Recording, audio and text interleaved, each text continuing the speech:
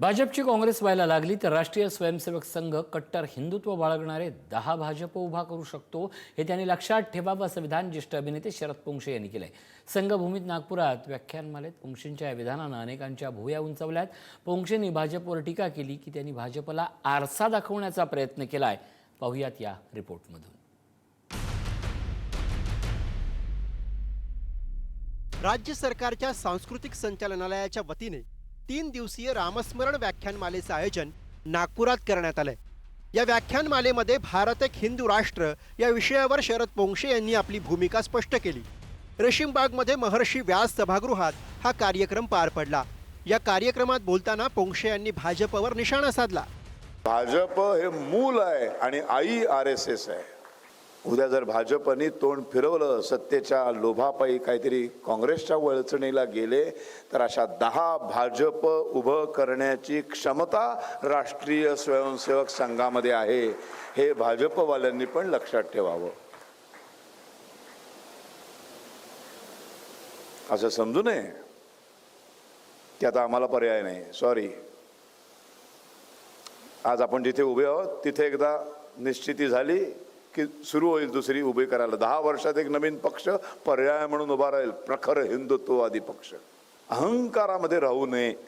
10-15 वर्ष वाट बघावी लागेल, पण दुसरा तुमचा बाप येऊन समोर उभा राहील।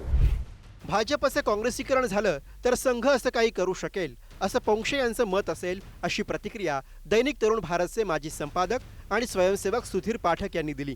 आतापर्यंत हिंदुत्वाची काळजी घेणारं सरकार नव्हतं, असाच त्यांच्या भाषणाचा सूर होता, असंही पाठक यांनी स्पष्ट केलंय। भाजप हे हिंदूचं चिंतन करणारा, हिंदूचं रक्षण करावा, हिंदूंच्या हिताचा विचार करणारा पक्ष आहे, पण तो हिंदुत्ववादी पक्ष नाही। कारण आपल्या भारतीय संविधानानुसार प्रत्येक पक्षाला सर्वधर्म समभाव तो मानतो आहे, असं प्रतिज्ञापत्र द्यावं लागतं। ते प्रतिज्ञापत्र त्यांना अंमलात आणलंच पाहिजे, कारण त्यांनी ते दिलेलं आहे, त्यांनी स्वतः घोषणा केलेली आहे। मग ह्या सगळ्या पार्श्वभूमीवरती बघण्याकरताना आपल्याला हे देखील बघावं लागेल की आज जे देशामध्ये विविध राजकीय पक्ष अस्तित्वात आहेत त्यातला फक्त भाजप हा एकमेव पक्ष असा आहे की जो आम्ही संघाचे स्वयंसेवक राहू हे सांगितल्यामुळे निर्माण झाले।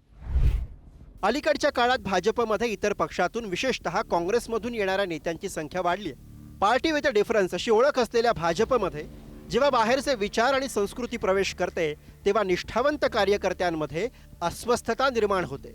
शरद पोंक्षे यांनी नेमकी याच काँग्रेसीकरणावर बोट ठेवलंय अशी चर्चा आहे। सत्तेसाठी तडजोड करताना मूळ विचारधारेला तडा जात असल्याची भावना त्यांनी व्यक्त केली आहे। भाजपची मूळ शक्ती राष्ट्रीय स्वयंसेवक संघ आहे। संघाची शिस्त, कार्यकर्त्यांचं जाळं आणि विचारधारा हीच भाजपची खरी संपत्ती आहे। भाजप हा संघासाठी एक राजकीय प्रकल्प आहे आणि भाजप आपल्या मूळ उद्दिष्टांपासून भरकटला तर संघ नवा राजकीय पर्याय उभा करण्यास सक्षम आहे, असाही अर्थ पोंक्षे यांच्या विधानाचा निघतो। भाजपला संघाची गरज नाही असं भाजपचे तत्कालीन राष्ट्रीय अध्यक्ष JP नड्डा यांचं विधान बरंच गाजलं होतं। संघाच्या मनात काय आहे हे संघाने वेळोवेळी स्पष्ट केलंय। त्या अर्थानं पोंक्षे यांच्या वक्तव्याने स्वयंसेवक नक्कीच सुखावले असंही पाठक सांगतात।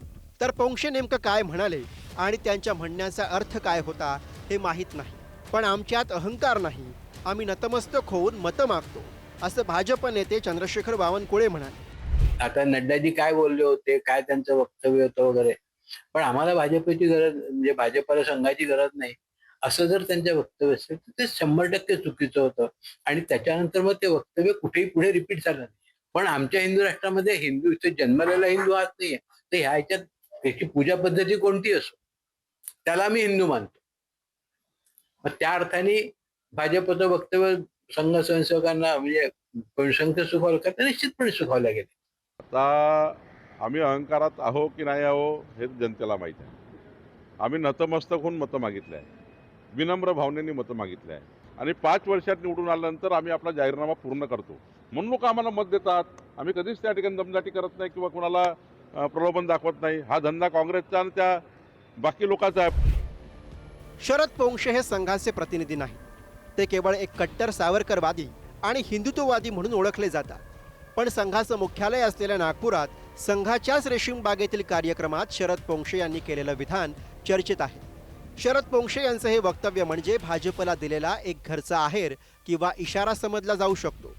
राजकारण हे आकड्यांच्या पलीकडे जाऊन जेव्हा संस्कृती आणि विचारधारेशी खेळू लागतं तेव्हा त्याचे परिणाम दूरगामी असतात. संघ 10 नवीन भाजप उभे करेल की नाही हे काळ ठरवेल, पण या विधानाने राजकीय वर्तुळात विचारांचं काहूर नक्कीच माजवलंय.